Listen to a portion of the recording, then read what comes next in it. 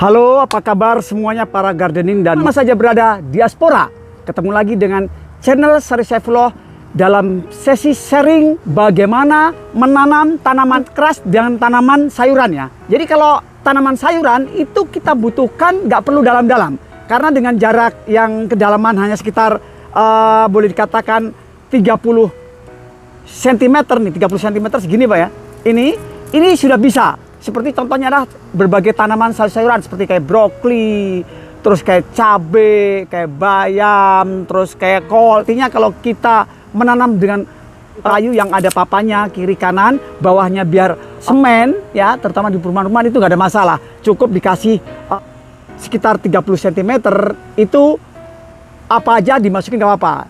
Tapi tentunya ada lapisan pertama adalah tanah dulu, setelah itu kompos, dikasih kompos tuh banyak, dikasih komposnya apa aja ya kan, dari daun-daunan atau dari limbah rumah tangga nggak apa-apa ya kan. Terus setelah itu tanah kembali, terus baru boleh dikatakan bibit. Jadi nggak perlu 7 lapis lah kalau untuk urban farming tanaman sayuran. Nah sekarang langsung aja ke tanaman keras. Kenapa tanaman keras ini adalah tanaman seperti buatin, kesemek, pir, anggur, jambu, mangga dan lain-lain ya. Itu yang berupa tanaman yang skalanya jangka panjang ya, dengan media 7 lapis. Oke, langsung aja saya terangkan. Yang pertama-tama kita gali adalah tanah itu kurang lebih kalau saya ya itu adalah sekitar 80 cm ya. Terus lebarnya adalah sekitar 60 cm. Jadi badan kita bisa masuk ke dalam. Adapun walaupun tanahnya dinding-dindingnya kiri kanan itu seperti kayak bebatuan atau tanahnya itu nggak begitu subur, nggak ada masalah. Artinya yang kita perlukan adalah media yang ada di dalam sekitar 80 meter persegi itu yang harus subur. Baik, kita langsung aja. Saya mempunyai denahnya. Nah ini. Jadi 7 lapis ya. Yang saya maksud 7 lapis adalah lapisan pertama adalah tanah. Lapisan kedua adalah kompos. Lapisan ketiga adalah tanah. Lapisan keempat adalah bibit yang kita akan tanam. Lapisan kelima adalah tanah. Lapisan keenam adalah kompos. Dan lapisan terakhir adalah tanah kembali. Ya, saya akan terangkan lebih mendetail lagi. Jadi lapisan tanah ini tanah apa aja? Usahakan adalah tanah yang subur. Ya. Setelah itu baru kita kasih kompos. Ya kan? Nah, kompos itu kita kasih itu udah banyak. Kita perlukan banyak ya. Nah kompos itu apa aja? Daun apa aja yang ada sekitar perumahan ya kan. Daun-daun dimasukkan aja. Baik yang sudah busuk ataupun yang tidak. Lalu limbah-limbah rumah tangga. Ya, apa saja limbah rumah tangga itu adalah seperti adalah sayuran-sayuran yang kita bekas masak ya. Ibu kita, mertua kita atau istri kita masak seperti adalah sayuran apa aja ya. Yang bekas-bekasnya kita masukkan langsung, kita cemplungin langsung ya kan. Nah terus juga kulit telur, udang, apa aja boleh kita masukkan. Terus juga adalah kulit pisang, kulit mangga, nanas dan lain-lain, apa aja kita boleh masukkan. Lalu itu jaraknya adalah banyak ya kan. Nah kita jaraknya kan ya kan. Nah ini banyak dikasih adalah kompos ya. Setelah kita kasih kompos ya, kita banyak.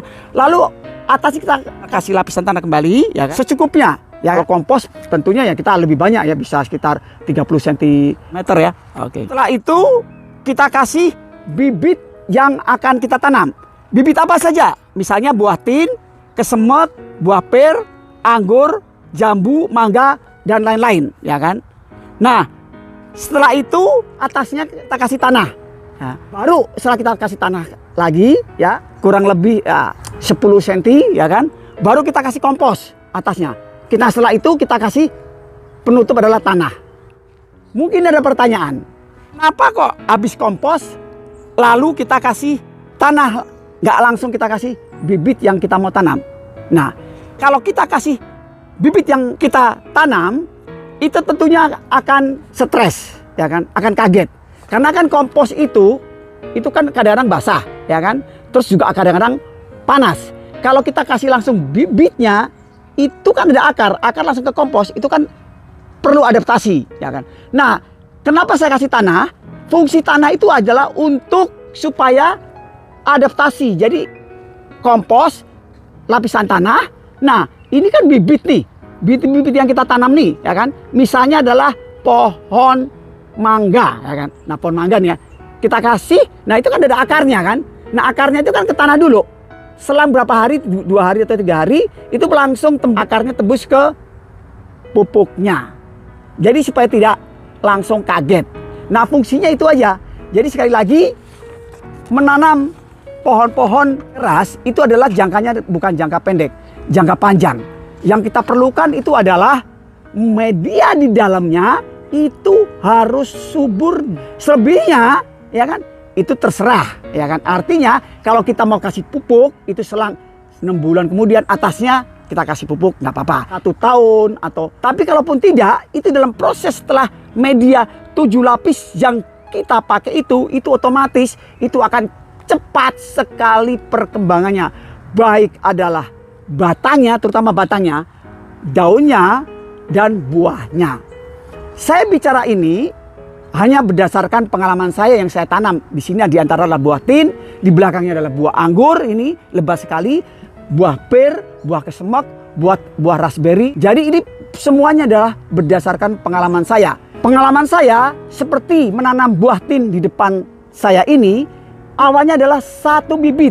Sekarang sudah ada 1, 2, 3, 4, 5, 6, 7 ya.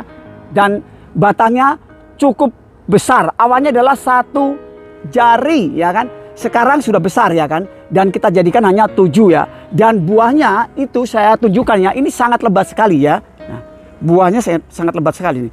Nih, setiap daun yang tampak tumbuh, ini daunnya nih kan. Ini daun.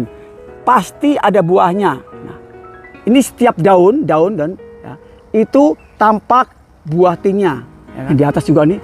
Nih, tanaman bibit yang kita tanam setelah dengan 7 lapis itu insya Allah kalau medianya itu dilakukan dengan baik dan benar, itu dalam proses kedepannya itu akan cepat sekali perkembangannya ya. Terutama adalah dalam batangnya. Batangnya akan besar, akan cepat sekali dan akan cepat tinggi ya kan. Dan juga buahnya cepat berkembang, daunnya akan lebat sekali ya kan. Sekali lagi teman-teman sekalian, dengan 7 lapis media yang kita akan pakai ya kan, itu akan mempercepat proses perkembangan tanaman tersebut. Nah, kenapa? Karena media di dalamnya dalam ukuran 80 meter persegi itu semua sudah subur ya kan. Dan makanan, nutrisi cukup ya kan. Dan itu untuk selamanya ya kan. Jadi kita untuk tanaman-tanaman tersebut nggak perlu langsung kita gali kembali di bawahnya kan. Karena bawahnya itu sudah cukup gitu loh. Akarnya sudah cukup nutrisi ya kan. Baru nanti 1 tahun ke depan kita kasih pupuk di atasnya. Karena apa? Kasih pupuk di atasnya itu otomatis itu kan cairannya itu akan turun ke bawah, akan ke tanah-tanahnya dan turun ke akar-akarnya ya. Dan mungkin itu aja sharing yang cukup simpel, cukup mudah ya kan. Tapi kadang-kadang kita akan menggampangkan aja. Padahal tanaman itu adalah makhluk hidup yang perlu perhatian khusus, yang perlu kesabaran, telaten, dan juga perlu perawatan. Dan mungkin juga ada pertanyaan, apakah semua tanaman keras itu boleh dikatakan harus ukurannya 80 meter persegi atau kedalamannya 60 persegi? Saya katakan tidak juga. Artinya gini, kita kalau mau menanam tanaman seperti kayak pohon yang besar, kayak rambutan segala macam, itu kan jangkanya panjang kan, ya kan? Ya. Nah, itu kenapa saya semakin dalam, itu supaya nutrisinya di dalam cukup. Tapi kalau seperti kayak tanaman anggur di belakang saya ini, saya tidak mesti harus gali sekitar 80 meter persegi. Dalam banget, tidak. Jadi secukupnya, saya gali hanya sekitar 60 cm ya kan. Tentunya kan lebarnya yaitu 50 ya kan. Jadi agak beda kan ya kan. Jadi nggak mesti harus semuanya dilakukan 80 cm ya. Tapi kalau untuk tanaman-tanaman yang seperti kayak modelnya batangnya besar, ya kan besar itu saya ya tentunya semakin lebar itu semakin bagus gitu ya. Dan itu aja teman-teman sharing saya yang singkat, simple ya kan, dan insya Allah mudah-mudahan bisa dimengerti ya. Nah, jadi yang sekali lagi saya ingatkan adalah dengan 7 lapisan ya kan ya. Teman-teman sekalian juga mungkin ada pertanyaan, apakah tanaman-tanaman keras itu bisa ditanam di media di pot ya kan? Bisa saja, sangat bisa. Tapi tentunya akan berbeda dengan ditanam di tanah. Perbedaannya apa? Ya kalau medianya itu misalnya kita tanam potnya ukuran kecil gini, ya itu kan juga akan prosesnya juga akan lambat juga ya kan? Karena apa? Ini kan coba lihat, isinya aja ruangannya kecil banget ya. Nah kalau kita tanam-tanam seperti kayak jambu atau sawo, ya tentunya potnya yang besar ya kan, bisa ukurannya itu sama, bisa 60 atau 80, kan gede banget kan. Nah kayak tong kan, itu dalamnya juga sama, bisa ukuran 80 cm persegi. Nah lapisan gimana? Pakai aja dengan 7 lapis ya kan. Nah itu insya Allah akan ngejos gondos. Tapi kalau pakai pot, yang perlu perhatikan itu adalah bawahnya. Nah bawahnya itu adalah dilobangin. Setelah itu dilapisi dengan atasnya itu seperti apa? Seperti kayu-kayu, potongan-potongan kayu-kayu itu di bawahnya kasih ya kan? Ya kan? Supaya apa? Itu sirkulasi airnya itu ya, itu bisa turun ke bawah.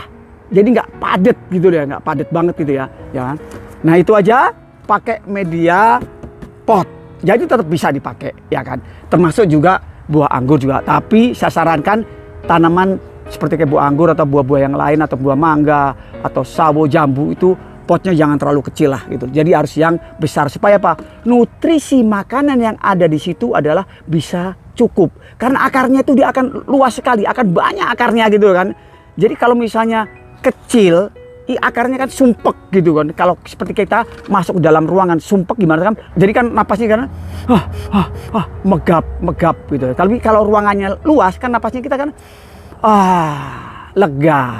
Demikian juga tanaman gitu. Nah itu aja teman-teman sekalian. Mudah-mudahan sharing saya bermanfaat bagi teman-teman sekalian. Tentunya kita harus semangat, sabar, telaten, tekun, ulet, dan juga kita harus bisa menjiwai ya kan? Karena menanam tanaman itu adalah seperti halnya kita mempunyai anak gitu kan. Kita mempunyai anak umur 1 tahun, 2 tahun, 3 tahun, itu kan diperlakukan dengan gimana? Kasih sayang bener-bener ya. Itu adalah masa-masa proses-prosesnya yang dia akan perkembangan. Karena dalam masa-masa proses yang awal-awal itu adalah butuh perhatian yang khusus ya. 1 bulan, 2 bulan, 3 bulan adalah butuh perhatian khusus ya. Terima kasih telah menonton video ini dan tetap stay tune terus ya. Terus mengikuti sharing-sharing ilmu-ilmu dari Berkebun 4 Musim. Jangan lupa subscribe, like, share, komen, dan terpenting tekan tanda bel untuk terus mengikuti sharing-sharing apa saja yang ada di 4 Musim. Terima kasih. Saya tutup. Salam merdeka.